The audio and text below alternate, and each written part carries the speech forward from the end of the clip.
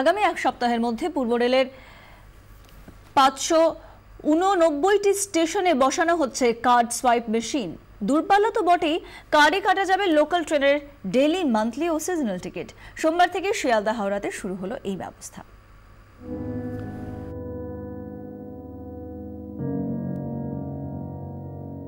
ট্রেনের টিকিট কাটতে গিয়ে খুচরোর সমস্যা আর চিন্তা নেই।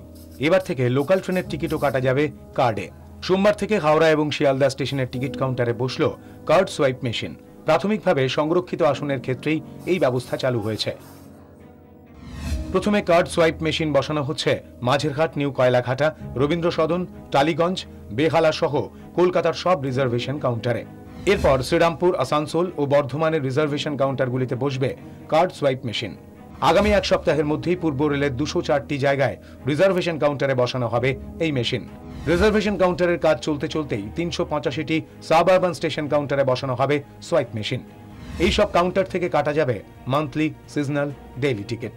পূর্ব রেল হচ্ছে ভারতবর্ষের প্রথম রেলওয়ে যেটা cashless transaction for purchase of টিকিটসের ক্ষেত্রে একটা বিশাল পদক্ষেপ নিয়েছে। 30 ডিসেম্বরের মধ্যে যদি যাত্রীগণ ডেবিট কার্ডের এগেনস্টে টিকিট কাটেন তাহলে 2000 টাকা অবধি কোনো তাদের চার্জেস লাগবে না।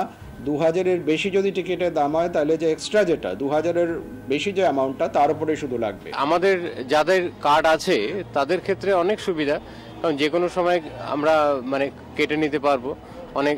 আর এই সুবিধাটা সব স্টেশনে হলে আরো ভালো হয়। রেলের পরিকল্পনা রয়েছে চাহিদা অনুযায়ী এক একটি স্টেশনে বসবে একাধিক সোয়াইপ মেশিন। 15ই জানুয়ারির মধ্যে মোট 815টি সোয়াইপ মেশিন বসানো হবে।